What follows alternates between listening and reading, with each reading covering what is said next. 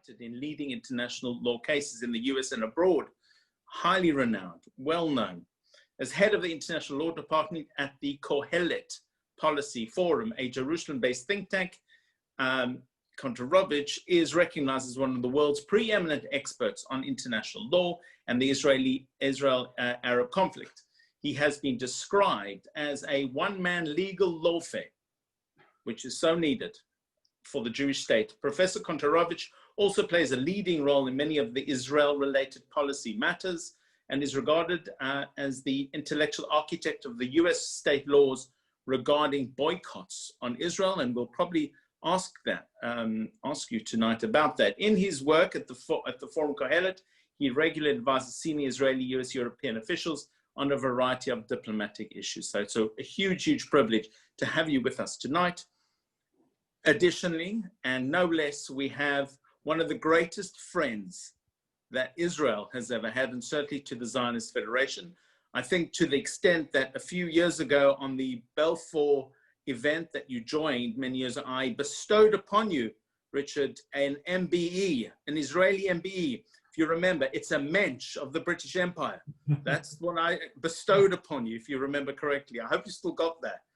But let me talk a little bit about Richard Kemp. For those of you who don't know, and I'm sure there are very few, after joining the British Army, the day after Richard left school, he spent most of his life fighting terrorism, insurgency, commanding British troops on the front line of some of the world's toughest hotspots, including Afghanistan, Iraq, the Balkans, Northern Ireland. In 1993, he was appointed a member of the Order of the British Empire. I'm sorry, I got it wrong. By the Queen for intelligence work in Northern Ireland. He has led the international terrorism team at the UK's Joint Intelligence Committee and served as chairman of the Strategic Intelligence Group for COBRA, the UK National Crisis Management Committee. Today, Richard is a member of the high-level military group, which consists of military leaders and officials from NATO and other democratic countries, exploring the challenges of the 21st century.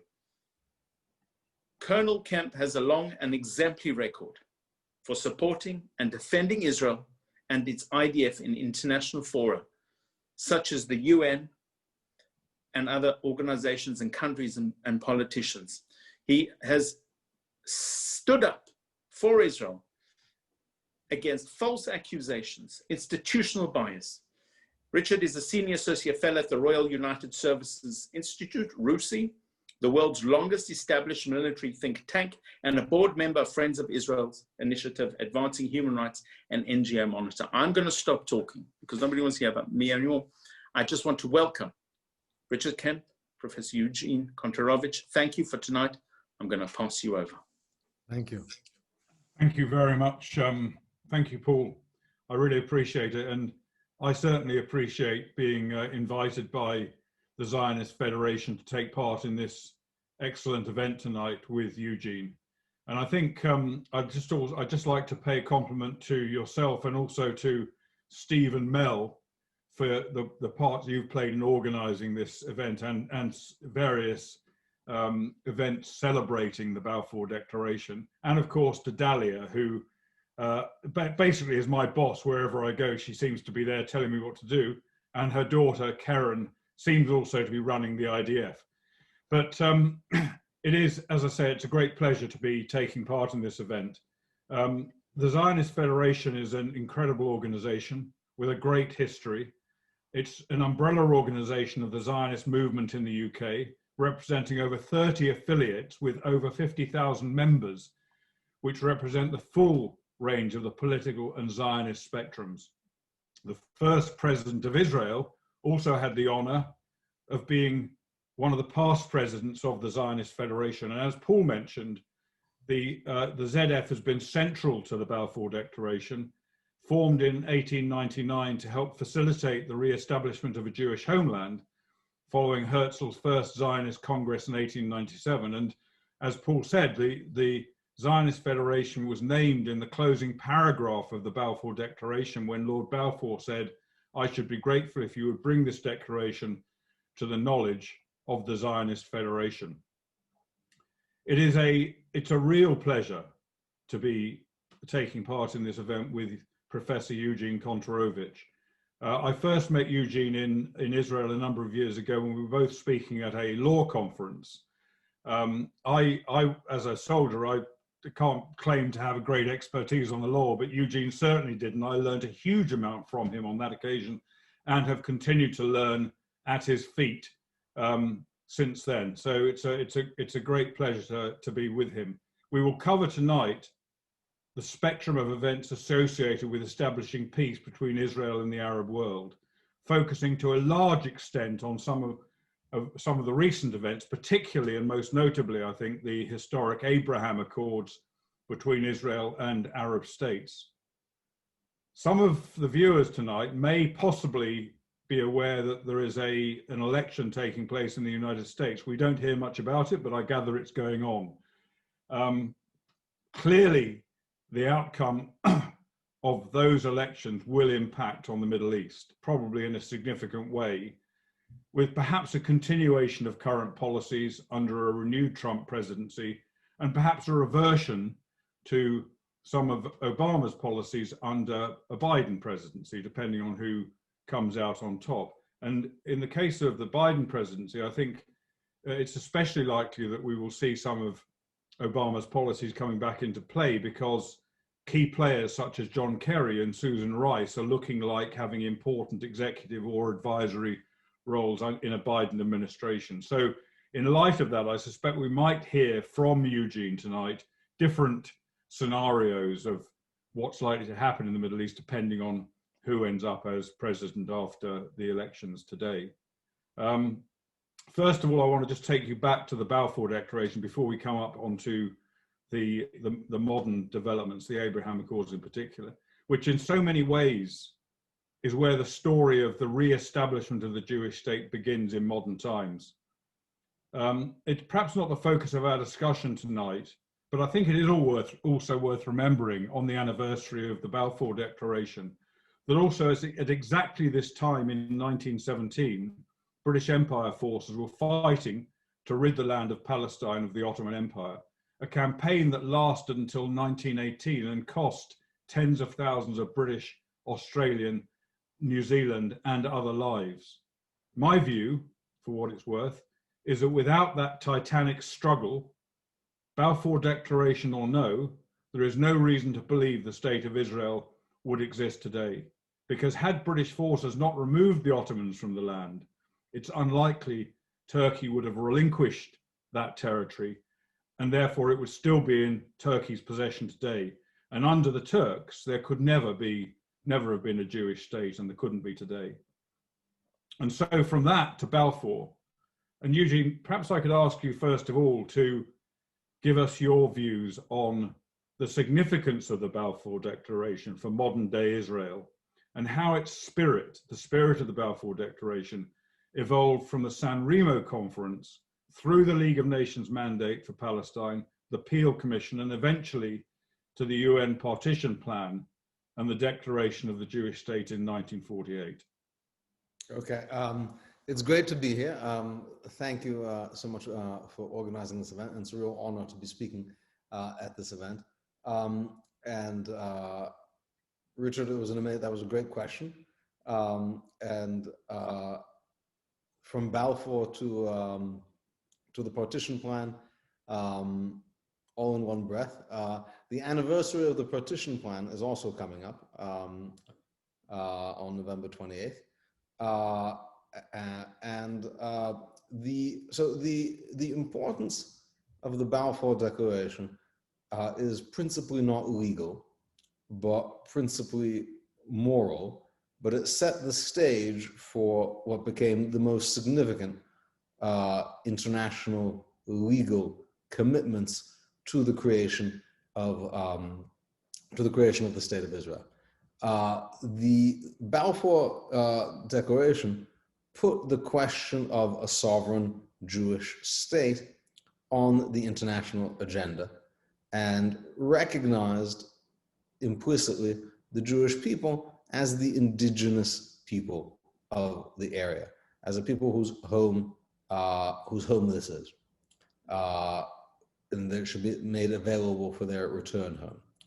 But because it was the policy of the British succeeded in having this policy adopted by the League of Nations at San Remo. And at that point, it became not just the point of view of the British, but the point of view of the entire League of Nations, which had been given by the international community in the wake of World War I the power to issue mandates for the territories of the former Turkish and German empires. And it's important that the British were successful, because other countries also had mandatory plans that did not come to fruition. For example, President Wilson supported and was a big proponent of a mandate for Armenia, and was supported by the League of Nations in pursuing a mandate for Armenia. But the United States Senate rejected that idea. And the consequences for the Armenians are being seen even today with the war with Azerbaijan. So the protection of Great Britain was crucial, but the adoption of Balfour's idea, because what the San Remo Declaration approving a mandate for Palestine, what it did is it basically cut and pasted the Balfour Declaration and said, what Balfour said, that is now the view of the international community. And that became the basis for the State of Israel. And in the 1930s, there was some backtracking by the British on the mandate. And the Peel Commission arose out of this. And then there was backtracking by the United Nations, the successor of the League of Nations, in its partition plan. But all of those things did not attain any legal status, because there are many plans, but few realities. And in law, a plan does not have any status, and it couldn't have status, because if every plan somebody made for Middle East peace was legally binding, there would be 1,000 incompatible Middle East pieces coexisting at the same time. And we know that the vision of the mandate, which was the vision of Balfour, is in fact what creates borders in the Middle East. And I think, the best example that I like to give, because Israel is very controversial, people have very strong feelings about Israel. So you can't really prove an argument about Israel using Israel as a data point, but use Jordan as a data point, the Hashemite kingdom of Jordan. Why does Jordan exist? Right, before 1918, there was nothing like Jordan. Before World War I, there was no Jordanian unit of the Ottoman Empire, but rather Jordan was a provision, a single sentence in the mandate for Palestine, which said that if the creation of a Jewish national home in what was then Palestine, that is to say on both sides of the Jordan River, would be impracticable, then the British could suspend its operation on one side and presumably create an Arab state. So the British immediately did that, creating Transjordan, and then they invited their friends, the Hashemites, from the Arabian Peninsula to govern it, and thus you get the Hashemite Kingdom of Jordan. It never existed previously. It was not created by any kind of referendum. Its borders are not normal, natural borders. The long arm of Jordan that juts into a rock, I believe, is known as Winston's Hiccup. It does not follow any natural boundaries. It follows rail boundaries. And nobody doubts. There's not a single person. And I've been on campus for a long time where I hear every crazy idea. Nobody is marching saying Jordan has no right to exist, or Jordan's boundaries need to be redone, or why is it Jordan, or why is it the Hashemite Kingdom of Jordan, why does it have the weird arm sticking out? Because everyone knows that the borders that were made through this process and the borders of mandatory Palestine are legally binding borders. Now, if that's true of Jordan, which was created by one sentence of the mandate for Palestine, wouldn't it be a fortiori true of the State of Israel, which was the principal goal of the mandate. That is to say, the establishment of a Jewish national home in Palestine, which Jordan was I think, foreseeable and acceptable side effect. So I think that's an important point. That the Balfour Declaration led to the mandate for Palestine. Everybody agrees the mandate for Palestine is binding and creates borders to this very day, without the need to take any particular referendum. See the Hashemite Kingdom of Jordan. It's only the Jewish part that they disagree with. So thank you very much. Can I ask you, therefore, there are various political arguments for Israel's borders and boundaries and so on, but can I ask you in legal terms, when people talk about occupied West Bank and illegal settlements and so on, what is the legal position regarding the West Bank in relation to historic precedent and to the strict letter of the law? Can it legally be defined as illegal occupation? Can they be defined as illegal settlements? Yeah, so I think any argument of occupation is very difficult to maintain for a few reasons.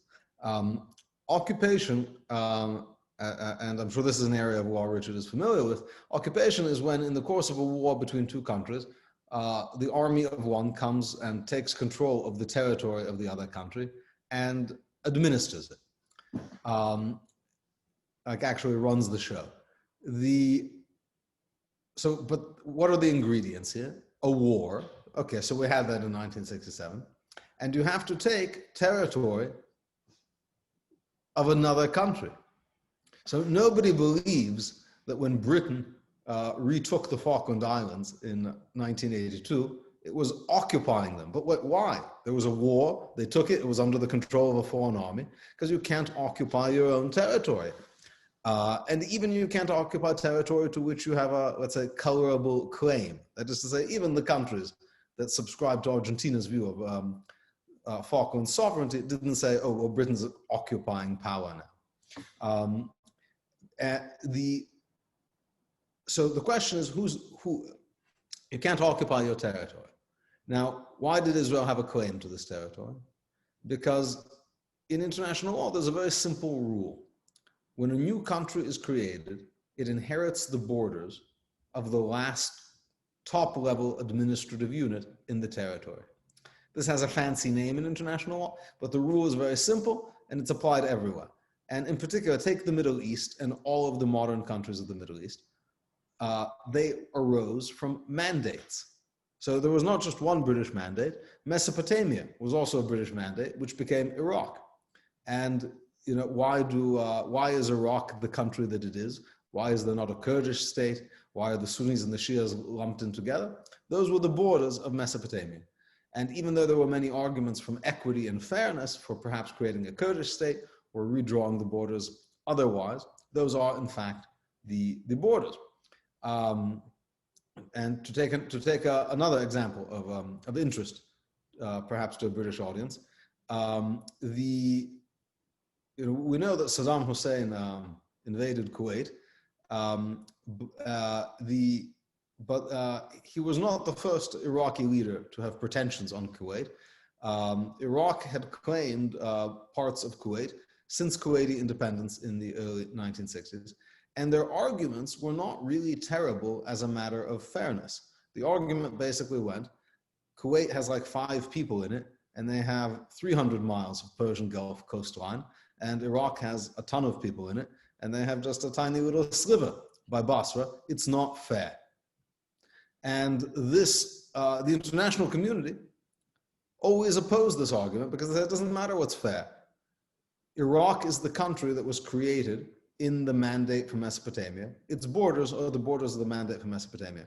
There's no stage 2 of fine drawing the borders. And indeed, when Kuwait became independent, Iraq threatened to forcibly redraw the borders, and British troops were sent to prevent that from happening.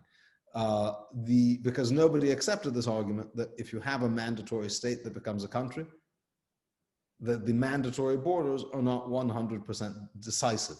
And you can see this all around the world. The conflict in Armenia and Azerbaijan now is exactly the same issue. So as we know, there's a war now between Armenia and Azerbaijan. In this conflict, Azerbaijan has just taken territory, taken control of territory. They're on the offensive and they've made some gains, and they've retaken several villages, from Armenia. These are not villages that Azerbaijan has ever controlled in the history of independent Azerbaijan, and no Azerbaijani people live there. Nobody in the international community believes, though, or has said, that Azerbaijan is occupying these places. Why? Because these are places within the borders of the Azerbaijani Soviet Socialist Republic, the last top-level administrative unit, which Azerbaijan has a sovereign claim over, but from the moment of its independence had been occupied by Armenia, and now they're retaking it. Exact same situation as Israel and Jordan in 1967. Now, by the way, I know people, are not tuning in to hear about Nagorno-Karabakh, Falkland Islands, and Kuwait, but it's very important. There's a reason I'm talking about this, because everybody already knows what they think about Israel.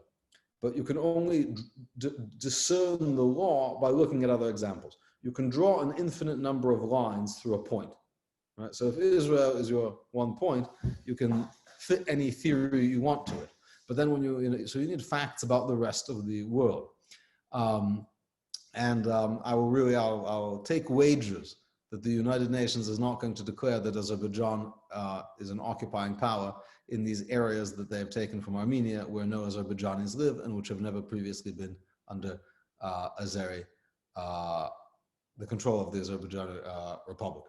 So Israel is not an occupying power because the last top-level administrative unit was the Mandate for Palestine, and its borders included the West Bank. The West Bank was simply that part of mandatory Palestine that was occupied by Jordan.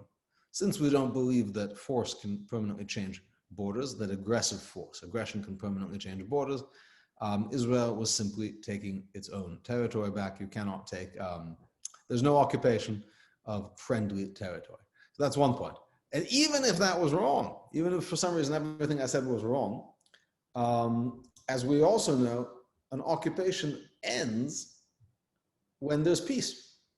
Peace ends an occupation. A full peace. And Israel, of course, signed a peace treaty with Jordan in 1994. Unconditional peace. And as a result, even if there was an occupation up until 1994, there would not be one today. So. Thank you very much, Eugene. And when you mentioned that you can't look at Israel in complete isolation, you have to look around and see how the laws are applied elsewhere and be able to draw conclusions from that. It reminds me also of the way in which the Israeli armed forces are looked at in isolation so often. Yeah. And it's when people criticize Israel and condemn Israel for war crimes, they don't note that the same actions that Israel takes and that the IDF take they don't note that they're the same actions as taken by the British Army, the American Army, the French, or most other Western armies take the same actions, yet are not condemned for the same things, because there's too few comparisons made between the IDF and other armies. But speaking of the IDF, 4 major wars have been fought between Israel and Arab states, and Israel's been subjected to countless terrorist attacks, leading on 3 occasions to further major conflicts between Israel and Palestinian Arabs. And in the 72 years since the foundation of the modern state of Israel in 1948, until recently, only 2 Arab countries made peace with Israel, Egypt in 1979 and Jordan in 1994, which you just mentioned. In the last 7 weeks, 3 more countries, the United Arab Emirates, the Kingdom of Bahrain, and the Republic of the Sudan, have all agreed to normalize relations with Israel, the first such peace deals in 26 years. Now, this is incredibly significant in my opinion, but I just wondered if you would like to give us your view of the significance of these new developments, both politically and most importantly, legally.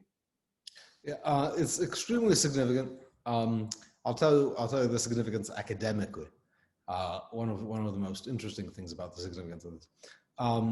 So I'm in the business of thinking and writing about Israel and the Middle East. My views are not always mainstream on these matters. The mainstream view of peace in the Middle East has always been this, that any peace between Israel and all of its Arab neighbors was contingent entirely on Israel acceding to the territorial demands of the Palestinians and expelling Jews from their homes. Indeed, you could see this in the very Orwellian term that people would use for the conflict between Israel and the Palestinians, or the attempts to reconcile that conflict. They would call it the Mideast peace process. Right? When John Kerry would go to travel to pressure Israel to make concessions, he'd say, we're working on peace in the Middle East, which was quite remarkable because if you look around Israel, in Syria, in Lebanon, in Sinai, in the Sinai of Egypt, in Libya, in Yemen, basically everywhere else, there was really like a major lack of peace and serious militarized conflict. Right next door in Syria, right next door in Sinai. And in Israel, even though you read occasionally about terror attacks, they're really quite few, and at this point not clear that they're more common than in Paris or London, unfortunately. So like the one place where there is peace, this is what you're going to say, this is where you have to make peace in the Middle East. So it's a very strange term. But finally, President Trump actually made peace in the Middle East because that's the peace between Israel and the larger number of countries who are also worried about the major threat to peace in the Middle East, which is the cause of conflict in Lebanon, Syria, Yemen, the places I mentioned, which is the Islamic Republic of Iran.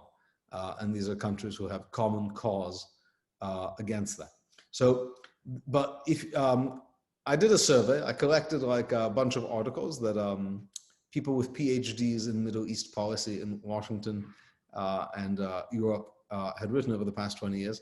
The conventional wisdom, not just the conventional, the across the board wisdom. If you asked a Middle East expert, can Israel make peace with Arab states without resolving the Palestinian issue? Because it's impossible, will never happen. So I think the most important lesson from this is the Middle East, don't trust your Middle East expert. Because every Middle East expert said this. And if you didn't say this, that meant you weren't a Middle East expert. This is the no true Scotsman fallacy. So the reliability, now, and unfortunately, these people may again be called upon to make policy and advise, which is very alarming, because in any other field of endeavor I know of, you would not be employed again if it were so wrong. So anyway, everyone can be wrong. The Middle East expert consensus can be completely wrong. That's one important point. I think it also shows that the Palestinian issue, the lens through which Israel had so long been viewed, is now a lens that is mostly held in the hands of European Union bureaucrats and American progressives. The loudest protest out of Ramallah to the UAE deal, and I looked at what all the leaders said and I compared them, it seemed that the foreign minister of Luxembourg, and Luxembourg is very into the EU, the foreign minister of Luxembourg was the most upset after Mahmoud Abbas about the deal.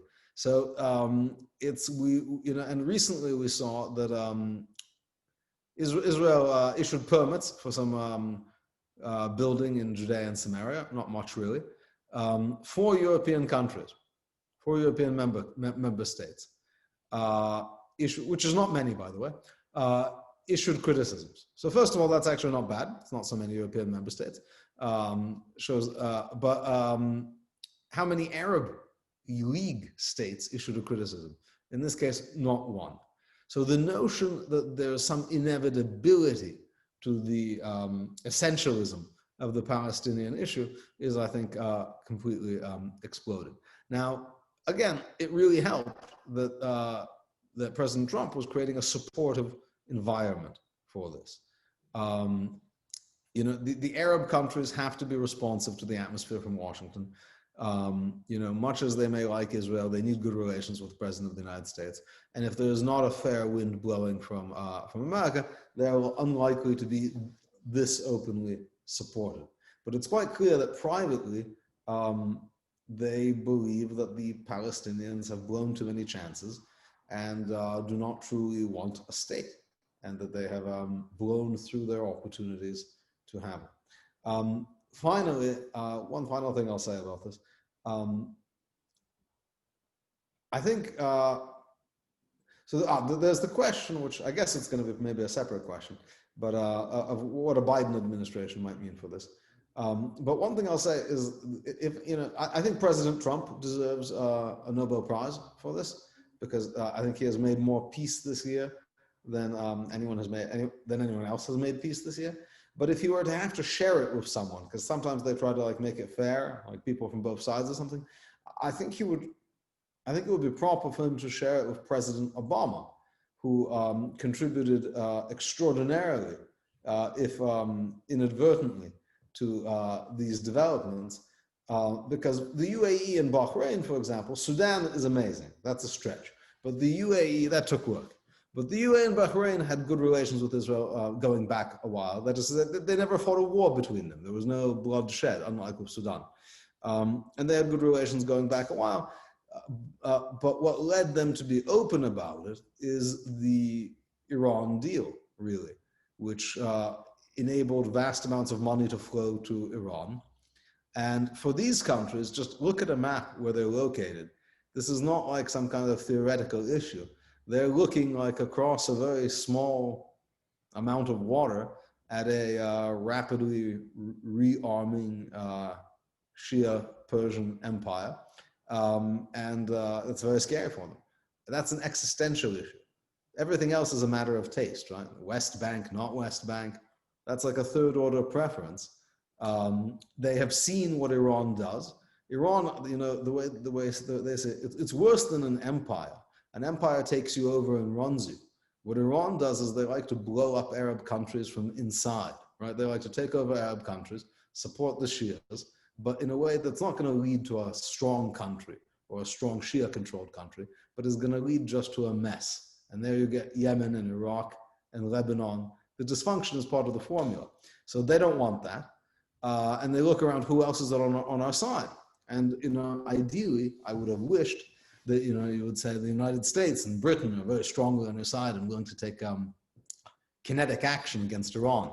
But, you know, on the short list of non-Arab countries that are engaged in military operations against Iran, it's Israel.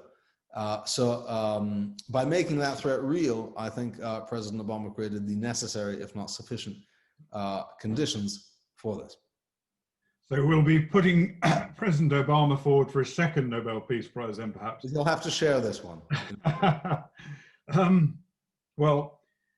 Thank you. Do you think that the Abraham Accords will spread once other Arab states see the benefits of rapprochement with Israel?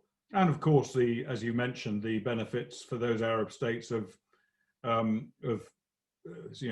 going along with what America clearly wants, and taking advantage of the developments for their own bilateral relations with America. And what impact on that prediction do you think that a Biden presidency will have on the Abraham Accords? And what role do you see the UK might play in this whole development? I think being conscious of the fact that the UK has a very long history, which we've already partly discussed, over Israel, and remains, despite its diminution over the decades, it remains still a pretty significant power in the world. Yeah, and not just a history with Israel, but a history with the Gulf states. And I actually found it beautiful that the countries that are the basis of this rapprochement with the Arab world are countries which were formerly known as the Trucial states, and that Israel's peace with the Arab world is coming through the Trucial states, because it's a fairly extraordinary thing. But until the 1960s, these countries, the Emirates, were their name was entirely based on their relationship with Britain, a treaty of protection with Britain. and thus they were called trucial states. I think a Biden victory will not lead to the reversal of these arrangements necessarily, but will greatly inhibit their being formed. Because, you know, while the Arab states are doing this for their self-interest, the United States can be a big factor in that self-interest. They need weapons from the United States. They need good relations with the United States. And if the United States is putting a cold shower on it, then it would seem that the logical course for many Arab countries would be quiet behind the scenes rapprochement and developments with Israel without making it very public. I think it's quite clear that the Biden administration is unhappy about the Abraham Accords, even though they claim to be not unhappy. It's natural to see why they're unhappy, because the worldview of their foreign policy experts is that the Palestinian issue is the essential issue. Nobody likes their worldview to be shown wrong. And I believe instead of just saying, oh, now we know more about what's actually important to the Arab world, let's work with that, they will say, no, we will make the Palestinian issue important to the Arab world, whether they want it or not. We see already that many people close to Biden are saying, we're not going to get rid of the Abraham Accords. We're going to make them better for Israel by getting rid of the F-35s to the United Arab Emirates. Now, of course, the F-35s are not a central part of this deal, but they were part of what was quite explicitly a complex, multi-sided deal. And I think they're going to try to unravel the Accords by pulling at various strings. And you know, whether the UAE should have gotten the jets, not should have gotten, it's obviously going to be very vexatious for them to lose something that they thought they were getting. Now, the irony is the Biden administration is saying that they're doing this for Israel's safety and well-being, whereas in Israel, you have a government that is not, you know, a Netanyahu government, that is a Netanyahu-Gantz government with like more generals than ever, 5 major generals in the government. You have Ashkenazi, there's a lot of generals, and they all think that this deal is unambiguously good for Israel. But apparently Biden administration is going to evaluate the F-35 impact on Israel's security in a manner contrary to Israel's own government and security leaders. I think that's done obviously instrumentally to try to unravel this deal. So on one hand, there's going to be, you know, a wind blowing against this in a Biden administration. On the other hand, to the extent that Biden might be expected to renew the rapprochement with Iran, then, you know, whatever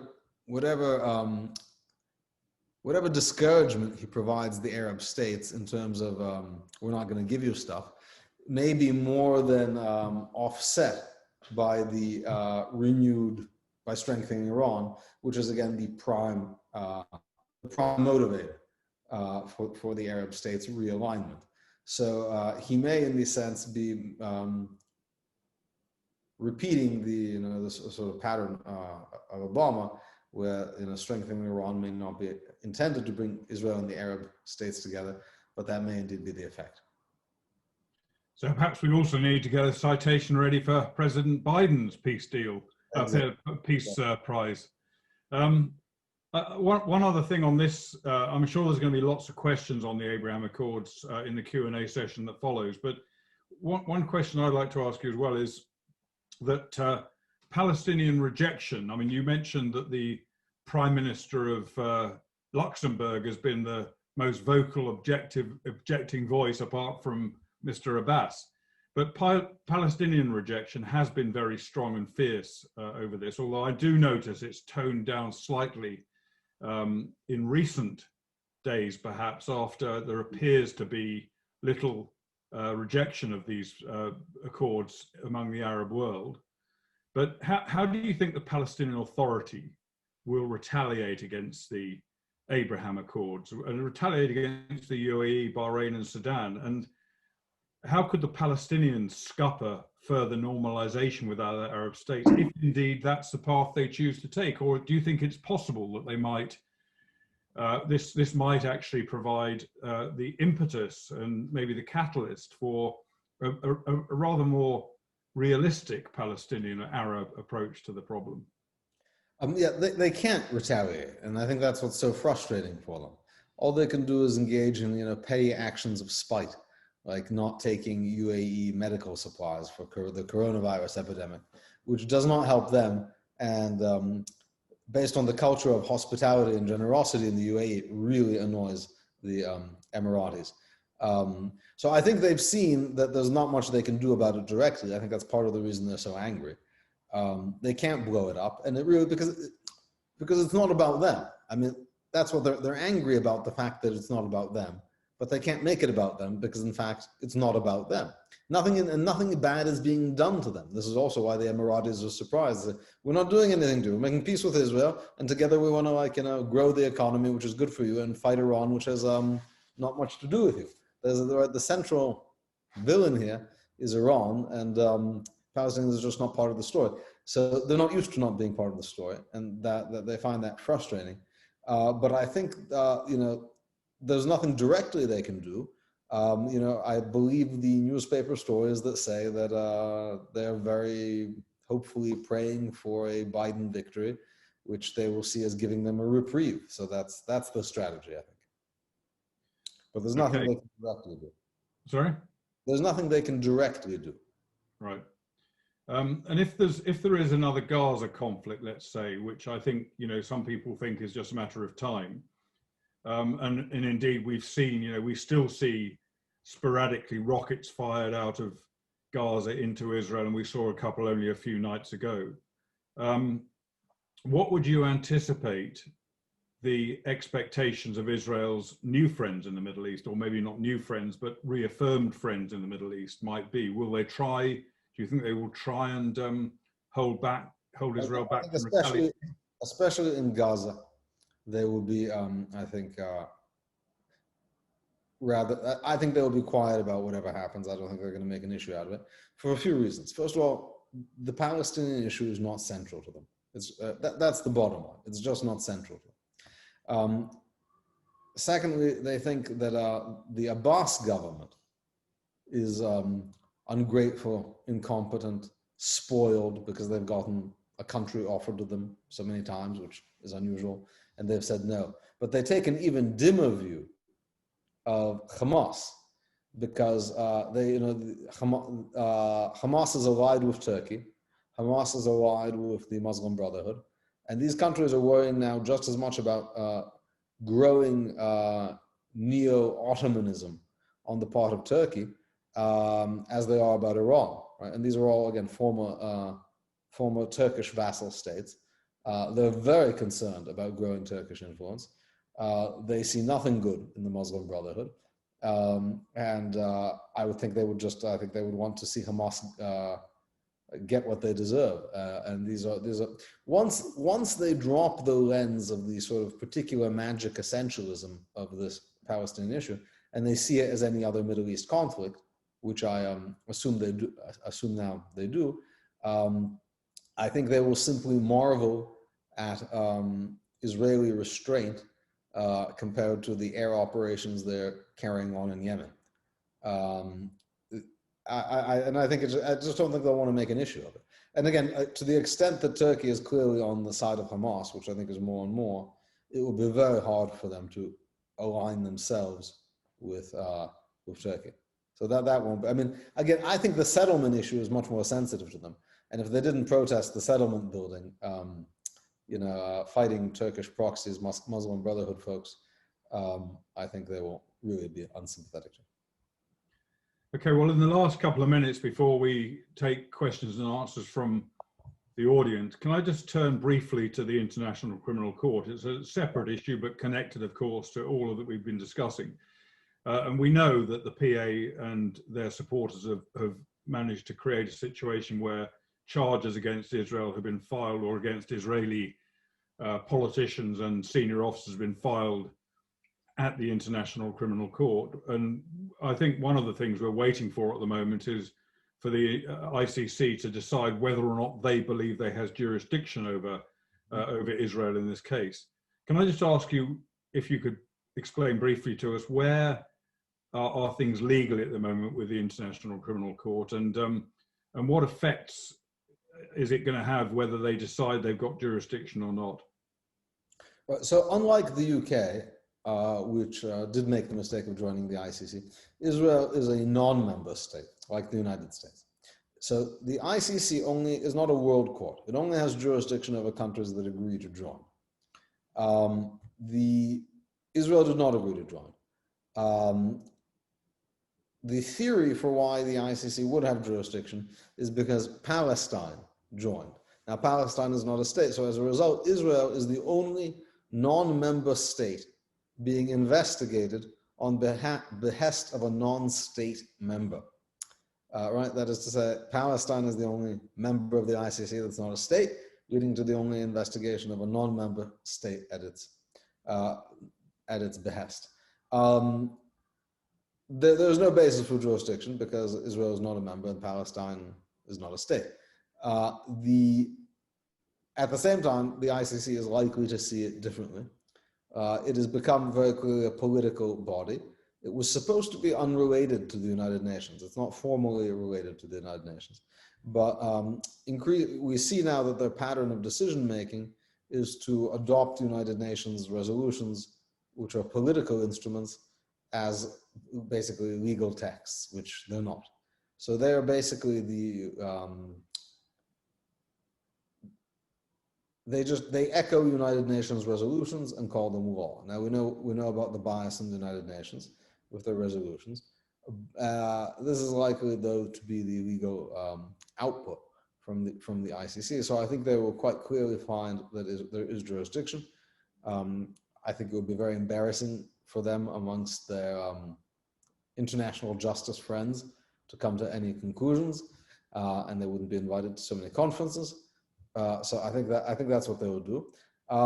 Now, Israel was for a long time afraid of this because you don't want to have a war crimes case against you in the ICC. It means you're like a suspected war criminal. But Israel now is going to be joining the very good company of the United States and the United Kingdom in this queue. I think it's just impossible now to say that having the ICC investigate you says anything about you as a country.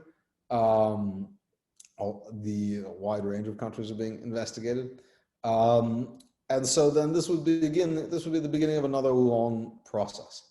But the principal point of it is to use the fact of the investigation to delegitimize Israel. And so this country is under investigate. And I would not be surprised if we have a situation in which anytime Israel is mentioned in a news story, it would say Israel, which is under investigation by the ICC for war crimes, which obviously you don't see every time America is mentioned, or the UK, or Russia. That just doesn't happen. But that might happen with Israel.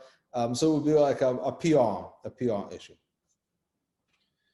Yeah, and I echo your thoughts about the UK making a mistake in joining the ICC. It was a big mistake, and many of us warned the government about doing that at the time, but it was something that they nevertheless did, and I think have come to regret. And I think it also does explain, to a large extent, why we've seen so many British soldiers investigated for decades for allegations of war crimes in Iraq and Afghanistan, because the British government is terrified by the spectre of the British soldiers being dragged into The Hague by the International Criminal Court. But that's a mistake, because Israel makes the same mistake. There's this idea that if you jump through enough hoops, that and really, really show that you're doing justice for democratic countries like the United Kingdom, that the ICC will then say, oh, well, you investigated and didn't find anything, so we believe you.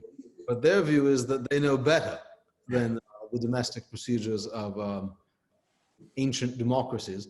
And they'll say, this just shows that it's even worse. You investigated insincerely, or you're hiding things.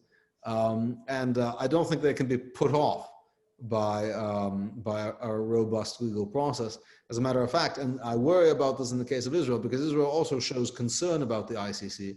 And the ICC should not be seen as a court. It's a political actor. It is a foreign, hostile political actor, and needs to be thought of, an engagement with it needs to be thought of in the way one would think about diplomacy rather than law. And so when you show fear, they see the fear and they know that you're an easy mark. So, you know, they're never advancing their investigation against Russia because Russia doesn't, you know, really react, and they know they're not going to get any cooperation. They know the Russians aren't afraid of it, and that means they won't be taken seriously.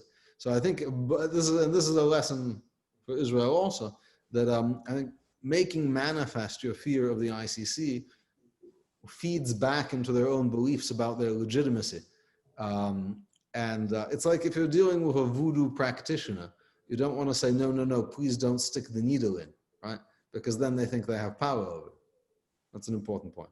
I think we need you to come over here and advise the British government on how to handle the ICC, because they could do with hearing your words on this. Thank you, Eugene. That really concludes the main part of the evening's event, and I'm shortly going to hand over to Paul to deal with the questions and answers. But before I do that, I'd just like to say I thought it was extremely informative. I learned a great deal this evening. I'm particularly heartened, I think, by what I take it as your prediction that actually the Abraham Accords will not really easily unravel under even a president who has different policies. I don't think they'll expand under Biden, but I think they're robust enough to not unravel. Right. Okay. Well, thank you very much. And Paul, perhaps I can hand back to you to field the Q&A from the audience. Thank you so much. Thank you both to you, Richard, for the fascinating in-depth questions to probe Eugene. And Eugene, thank you so much for the fascinating answers. We've got a few more questions for you, if that's all right. Yeah. First of all, to Eugene, actually, I'm going to ask this question. Eugene, everyone's looking and trying to predict the next country that comes, irrelevant Trump or Biden for now. And everyone's mentioning the same players. We can talk about Saudi. One of the questions is about Saudi, whether it will actually make that move. But let me ask you a question about the one player in the Middle East, and which is quite confusing where they sit, is Qatar. Why is Qatar less afraid of Iran than the rest of the UAE, doesn't feel that needs to bridge a gap with Israel? And where does it stand with these accords? Yeah, they seem less interested because, I mean, the conventional wisdom is that they are somewhat co-opted by Iran, that they're pursuing a path of accommodation or appeasement with Iran in a way that the other Arab states find impossible or undesirable. So they have less to fear in the sense that they may already have, they're already far down that far down that road. So Qatar is really not on the list. You know, and again, I think the same. The predictions are I would make are the same as anyone else. I think Oman is simply natural because they've never had a serious problem.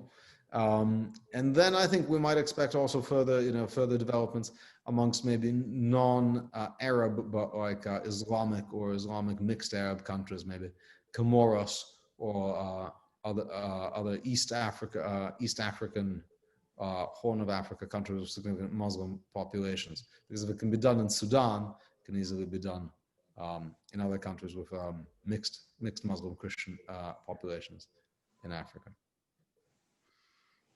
Okay, thank you. I'm going to ask this question to both of you, if that's all right. I'm going to start with Richard, with you.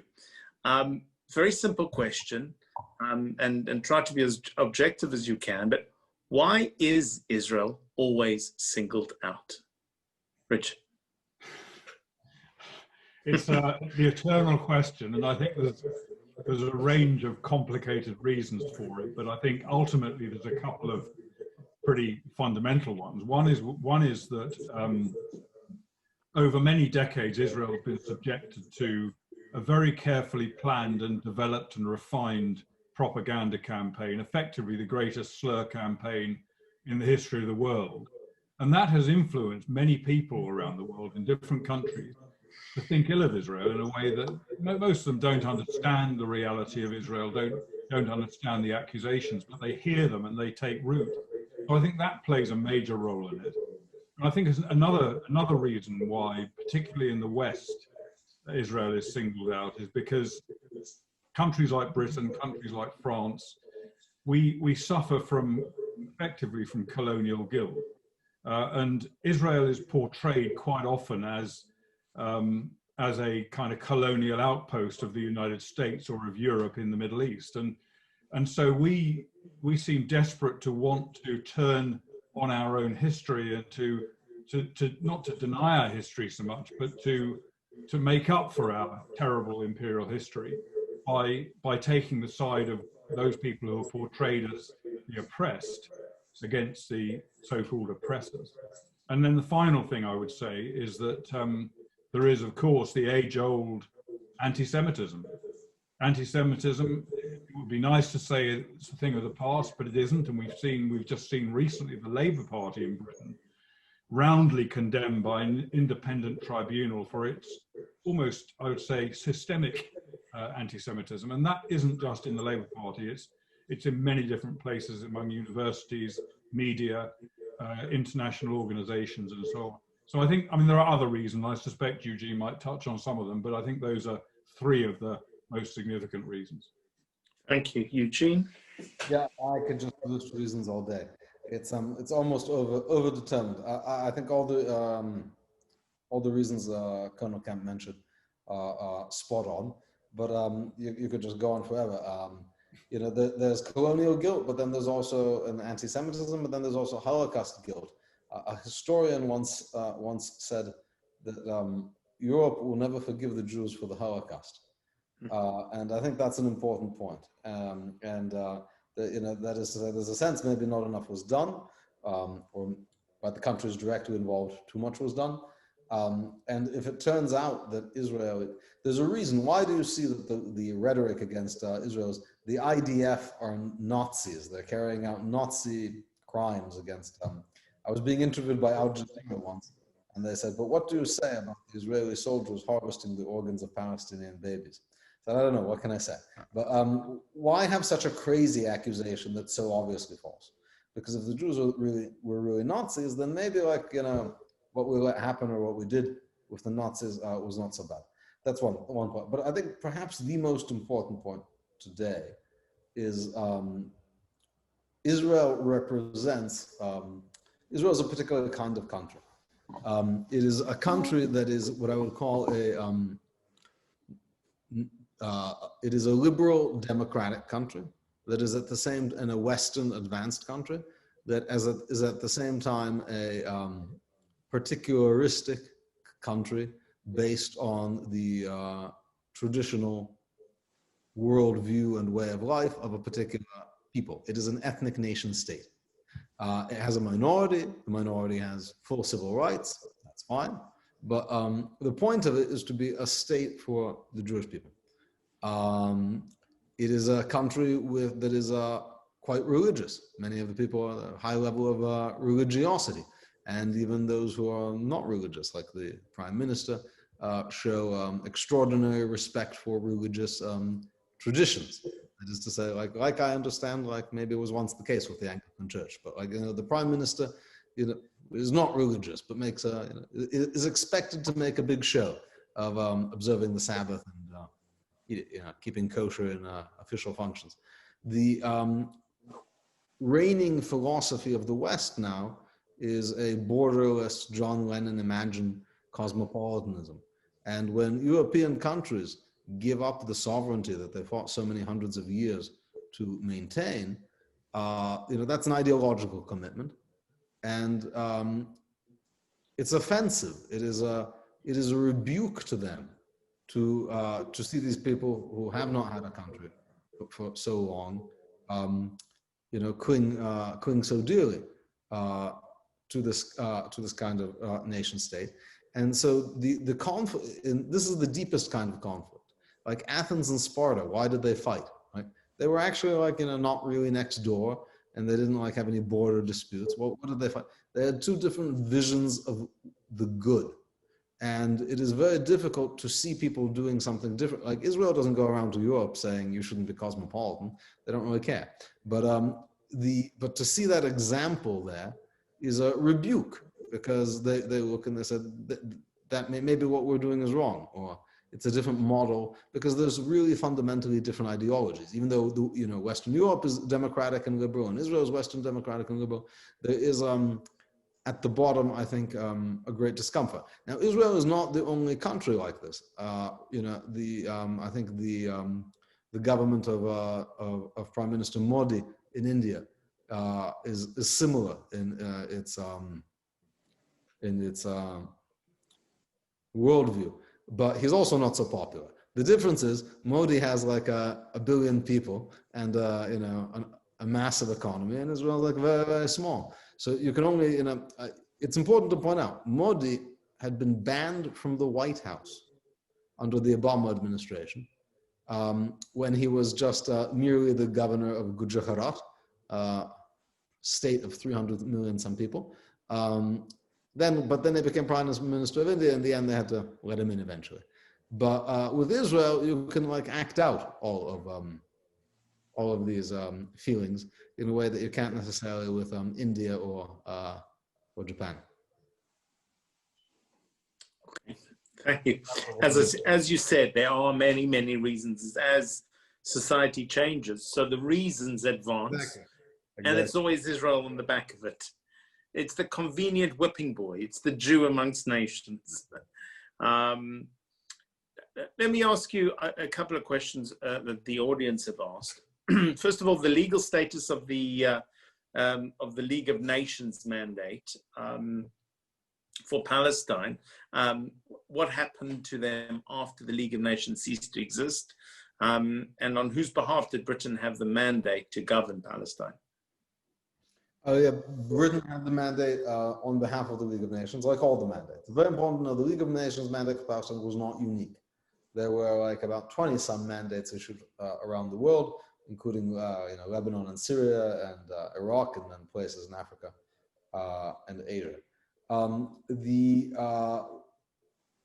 The United Nations inherited those mandates that were still in existence at the time in the form of what they called it the Trusteeship Council. But what's relevant really is not the text of the mandate, which is not important anymore because the mandate doesn't exist. The mandate ended when Britain left, and that's it. It doesn't hang around. But what's important is the borders of the mandatory entity become the borders of the new successive state in every single mandate that has ever existed. So I would submit here to. Okay, thank you. And then just talking about the 1994 peace agreement, there's a question whether the peace agreement specifically transferred all of Jordanian claims on the West Bank to the PLO. Yeah, the peace agreement didn't transfer Jordanian claims. What the peace agreement said is that it was without prejudice to the resolution of the Palestinian issue. So that's fine. That means it does not dictate what the resolution is. But what it does clearly do is it creates peace between Israel and Jordan. If there's peace, there cannot be occupation. Occupation, right, is a situation that exists only in war. Now, you don't need to have active war. You can just have a state of belligerence. But full and unconditional peace ends the state of war completely. And I would quote to you the 1978 memo by the State Department legal advisor, United States State Department legal advisor, which was famous for being one of the first documents setting out the case that Israel is an occupying power. It said, of course, if Israel made peace with Jordan, there would be no occupation. Israel made peace with Jordan. It's not semi-peace, it's not full peace. Jordan says, we're not saying what's going to happen with the West Bank, but it doesn't matter what's going to happen politically as a matter of negotiation. The point is there's no state of belligerence. For example, the Allies make peace with the newly created Federal Republic of Germany. So despite the fact that like much of the future of Germany remains up in the air and Berlin is not even part of it, that does not mean that the hundreds of thousands of millions of Allied personnel that were in Germany in the 50s and 60s and after were occupying because there was no occupation, because there's peace. Right. Very interesting. Thank you. Richard, could I ask you, I think this will probably sum up, this will probably be our last question, Richard. As a military man who's been involved in both a lot of in conflicts and understands the military, both in Israel, UK, and other places abroad, and who understands intelligence, how far, to what extent will military and intelligence cooperation happen between Israel and the newly formed Arab Accord countries? Well, it's a good question. I think the reality is that there is already intelligence cooperation between Israel and pretty much every Arab country in one form or another.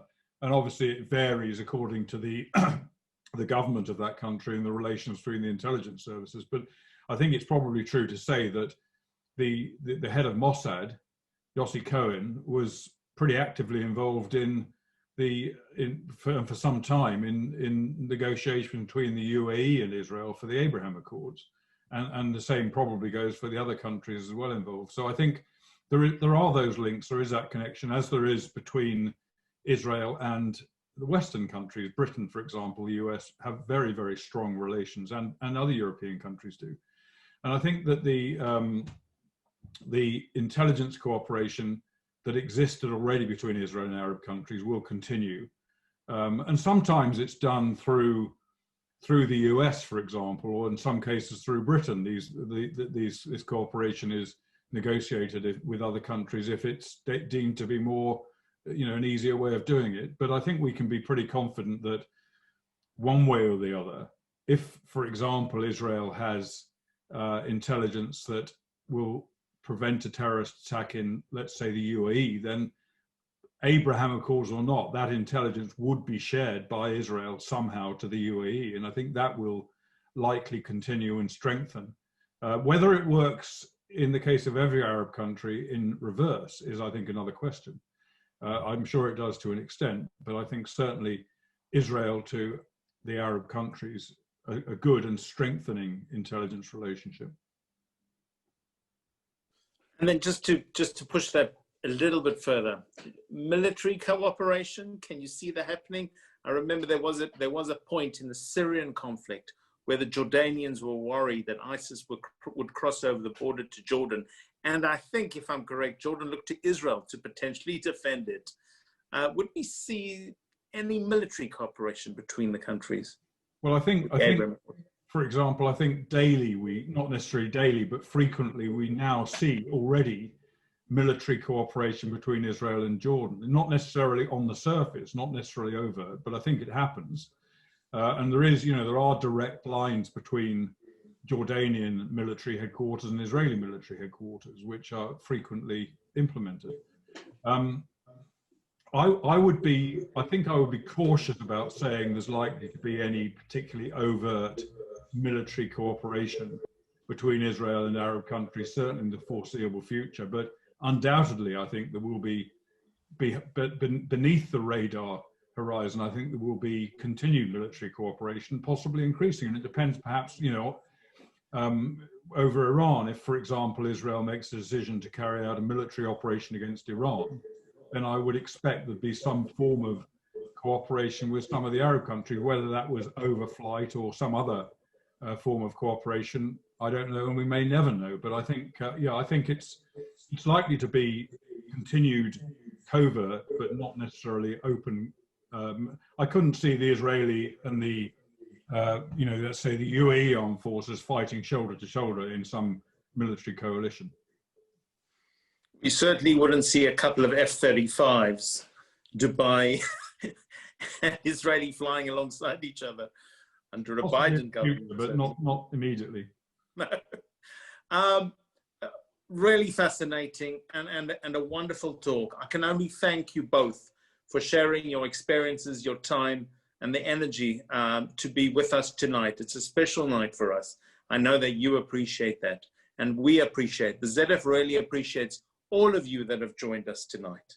You've made tonight what it is. We are it's hugely unfortunate we cannot do this in person as we normally do every year.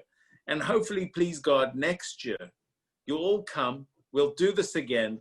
We'll pose more difficult questions to the two of you, but we'll do it in person so we can hopefully watch you sweat. Thank you. Thank you both. Thank you. Great pleasure.